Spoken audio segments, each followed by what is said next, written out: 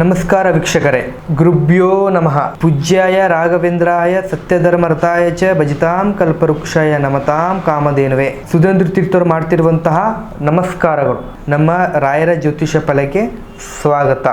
ಇವತ್ತಿನ ಒಂದು ವಿಡಿಯೋದಲ್ಲಿ ಯುಗಾದಿಯ ಹೊಸ ವರ್ಷದ ಮೇಷರಾಶಿಯ ಸಂಪೂರ್ಣ ಭವಿಷ್ಯ ತಿಳಿಸಿಕೊಡ್ತಿದ್ದೇವೆ. ಈ ವಿಡಿಯೋ ನೋಡೋಕೆ ಮುಂಚೆ ಈ ವಿಡಿಯೋಗೆ ಲೈಕ್ ಕೊಟ್ಟು ನಮ್ಮ ಚಾನೆಲ್ಗೆ ಸಬ್ಸ್ಕ್ರೈಬ್ ಮಾಡ್ಕೊಳ್ಳಿ. ಮೊದಲಿಗೆ ಗ್ರಹ ಸಂಚಾರದಲ್ಲಿ ನೀವೊಂದು ಯುಗಾದಿಯ ಆರಂಭದಲ್ಲಿ ಗುರು ನಿಮ್ಮ ರಾಶಿ 2ನೇ ಮನೆಯಲ್ಲಿ ಸಂಚರಿಸಿದ್ದಾರೆ. ಇದು ಆರ್ಥಿಕವಾಗಿ ಶುಭ ತರುತ್ತದೆ. ಶನಿ ಲಾಭ ಸ್ಥಾನದಲ್ಲಿದ್ದಾನೆ. ಇದು ನಿಮ್ಮ ಶ್ರಮಕ್ಕೆ ತಕ್ಕಂತೆ ಪ್ರತಿಫಲ ನೀಡುತ್ತದೆ.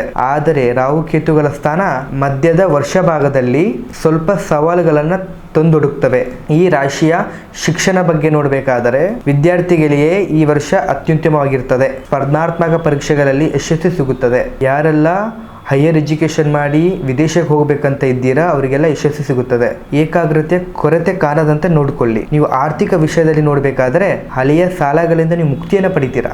ಆಸ್ತಿಯಿಂದ ವಾಹನಗಳನ್ನು ಖರೀದಿ ಮಾಡಬೇಕಂತ ಹೇಳಿದ್ರೆ ಒಳ್ಳೆ ದಿನಗಳಿದೆ. ಶೇರ್ ಮಾರುಕಟ್ಟೆಯಲ್ಲಿ ಹೂಡಿಕೆ ಮಾಡಬೇಕಂತ ಹೇಳಿದ್ರೆ ಜಾಗ್ರತೆಗೊಳ್ಬೇಕು. ವೃತ್ತಿ ಮತ್ತೆ ವ್ಯವಹಾರದ ಬಗ್ಗೆ ನೋಡಬೇಕಾದ್ರೆ ಯಾರೆಲ್ಲ ಪಾರ್ಟ್ನರ್ಶಿಪ್ ವ್ಯವಹಾರ ಮಾಡ್ತಾ ಇದ್ದೀರಾ ಅವರಿಗೆ ಒಳ್ಳೆಯ ಲಾಭಗಳಿವೆ. ನೀವು ಕೆಲಸ ಮಾಡುವ ಜಾಗದಲ್ಲಿ ಒಳ್ಳೆಯ ಮಾನ್ಯತೆ ಸಿಗುತ್ತದೆ. ಪ್ರೀತಿ ಮತ್ತು ಕುಟುಂಬದ ಬಗ್ಗೆ ನೋಡಬೇಕಾದರೆ ಮೊದಲಿಗೆ ಪ್ರೀತಿಯ ಬಗ್ಗೆ ನೋಡಬೇಕಾದರೆ ಪ್ರೇಮಿಗಳ ಮಧ್ಯದಲ್ಲಿರುವಂತಹ ಸ್ವಲ್ಪ ಭಿನ್ನಾಭಿಪ್ರಾಯಗಳು ದೂರವಾಗಿ ಸಂಬಂಧಗಳು ಗಟ್ಟಿಯಾಗ್ತವೆ. ನಿಮ್ಮ ಕುಟುಂಬದ ವಿಚಾರವಾಗಿ ನೋಡಬೇಕಾದರೆ ಮನೆಯ ತಂದೆ ತಾಯಿಯ ಆರೋಗ್ಯದ ಬಗ್ಗೆ ಕಾಳಜಿ ವಹಿಸಿ. ಮಕ್ಕಳ ಪ್ರಗತಿಯಿಂದ ಮನೆಯಲ್ಲಿ ಸಂತೋಷ. ಇನ್ನು ಆರೋಗ್ಯ ವಿಚಾರವಾಗಿ ನೋಡಬೇಕಾದ್ರೆ ಆರೋಗ್ಯದ ದೃಷ್ಟಿಯಿಂದ ನಿಮಗೆ ಮಿಶ್ರ ಫಲವಿದೆ. ರಕ್ತದ ಒತ್ತಡ ಸಮಸ್ಯೆಗಳ ಬಗ್ಗೆ ಸ್ವಲ್ಪ ಕಾಳಜಿ ವಹಿಸಿ. ಪ್ರತಿದಿನ ವ್ಯಾಯಾಮ ಯೋಗವನ್ನು ಮಾಡಿ. ಹೊರಗಿನ ಆಹಾರ ಸೇವನೆಯನ್ನು ಸಂಪೂರ್ಣವಾಗಿ ಕಡಿಮೆ ಮಾಡಿಕೊಳ್ಳಿ. ನಿಮ್ಮ ಅದೃಷ್ಟದ ಸಂಖ್ಯೆ ನೋಡಬೇಕಾದ್ರೆ 1 ಮತ್ತೆ 9.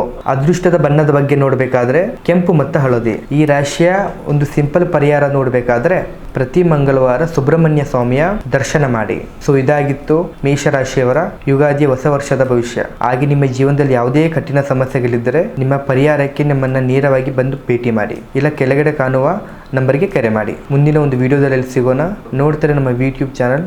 ಧನ್ಯವಾದಗಳು.